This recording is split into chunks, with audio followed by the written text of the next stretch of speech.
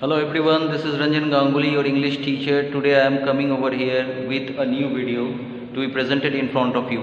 It's a very important poem and the name of the poem is Aunt Jennifer's Tigers by Adrian Rich. Okay, Aunt Jennifer Tigers by Adrian Rich. Just before understanding the poem, you need to understand what is the mentality of the poet at the time of writing this poetry. So Adrian Rich, basically she is a feminist. Okay, feminist means she is always thinking about the betterment of the women and she is continuing with her approach. वो अपने approach के साथ girl approach के साथ feminism के साथ continue करती थी. So in this poetry, what she has tried to bring out the theme of male dominance creates some problems for women. Male dominance or male chauvinism, मतलब so many women are there who are very talented, very creative, but they cannot do so many things in a great manner, creative manner after their marriage. Okay, so this grief, ये जो दुख दर्द है, she has brought out in this poetry, means male dominance can create a lot of problem for the women after their marriage. She has brought out this. So who is aunt? Aunt is not particularly anybody's aunt.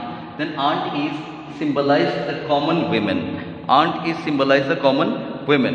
Who are the common women? Such a women has been picked up as aunt. वैसे ही एक women को यहाँ pick up कर दिया गया aunt बोल के, ठीक है? तो definitely poetic devices are there. We will discuss later on. So first of all, you need to understand the pairwise theme or pairwise meaning. For you, I have written 3 paragraphs are there over. And all these 3 paragraphs summary and other parts are written over there. So how the poetry start? Poetry start that Aunt Jennifer Tigers. Aunt Jennifer has created some tigers. तो उन्होंने tigers कहाँ बनाया? I have written, क्योंकि board में question आता है where are the tigers and are they real? तो तुम्हारा जवाब होगा the tigers are not real. They are created in a tapestry. See, TAPESTRY, tapestry, ठीक है, एक गोलाकार सा पैनल होता है, उसमें जो हम लोग बहुत सारे पुराने दिनों में ज़मींदार राजा राजाओं की वाइफ क्या करते थे, टाइम पास करने के लिए वो लोग कहीं पे सिलाई करते थे, ठीक है, एक गोला सा सर्कल सा जो रहता है और उसके अंदर बहुत सारे तरीके की एम्ब्रॉयडरी वो करते थे, दैट इज़ कॉल्ड टेपेस्ट्री. तो aunt has made some tigers on a tapestry.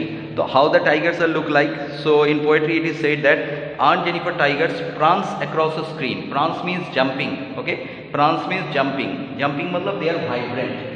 VIBRANT. For you I have written the meaning. They are very vibrant. They are very lively. वो बहुत lively है. They are continuously jumping on a screen. Screen means tapestry पे वो उछल रहे हैं. So for that what she wants to say, वो क्या कहना चाहते हैं? Aunt is having a grief. उनको तो दुख है. After marriage she did not continue with her things. Okay, वो अपने थिंग्स के साथ कंटिन्यू नहीं कर पाए.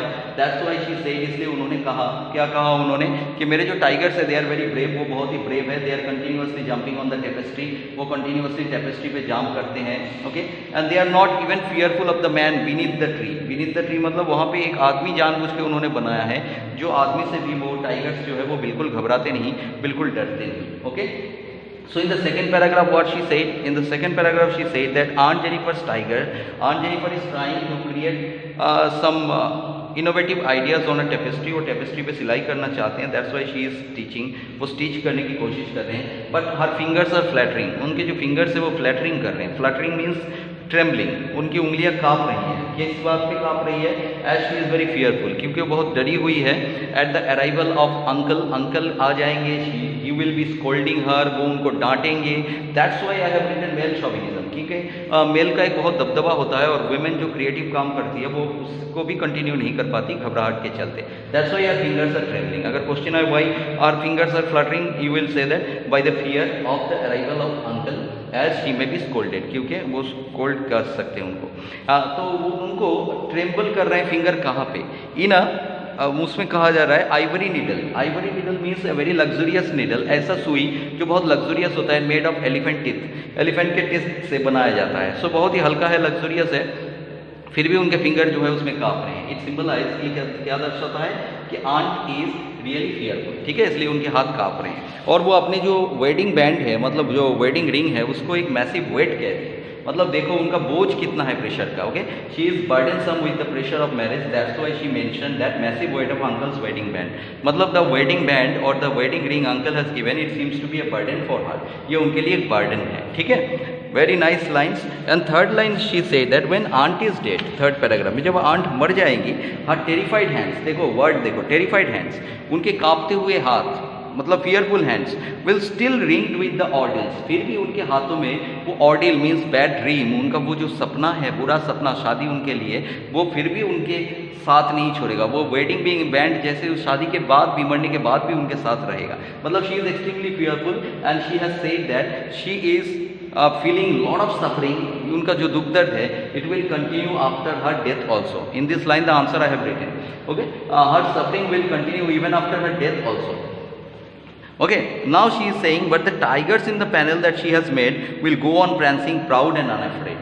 बट जो टाइगर्स उन्होंने बनाया है ना, द टाइगर्स, हर क्रिएशन जो बहुत ही लाइवली है, जो बहुत ही फियरलेस है, नीडर है, आंट तो मर जाएंगे दुख दर्द के साथ, but her tigers will never die, उनके जो टाइगर्स है वो कभी नहीं मर सकते. They will still prancing, they will still jumping, they will still bouncing on the panel, वो पैनल पे बाउंस करते रहेंगे अनअफ्रेड की तरीके से. तो definitely some poetic devices are there, कुछ पोएटिक डिवाइस है इन 3 पैराग्राफ में. एलिट्रेशन है, alliteration what I told to you, alliteration means when the when the consonant sounds are repeated, consonant letters are repeated, like fingers fluttering, इस तरीके की जहाँ जहाँ देखोगे consonant sound repeat होते वो alliteration होगा. Definitely metaphor is there. Metaphor means the comparison. Okay, comparison. तो ब्राइट टोपस, जो टाइगर है वो ब्राइट टोपस मतलब येलो कलर के हैं, तो टोपस एक जो पत्थर है स्टोन के साथ कंपेयर किया गया है, that's why it is say bright topaz. इस तरीके के कुछ poetic device, so many alliterations are there, so many metaphors are there, you need to find out right now, उसे फाइंड आउट कर लेना. And definitely the poet wants to say that, poetess wants to say that the women are always getting lot of suffering in our society, that's why she has composed this poem, इसलिए उन्होंने इस poem को compose किया. Hope you have understood. If you have understood, please like my channel, subscribe it and press the bell button for more notifications.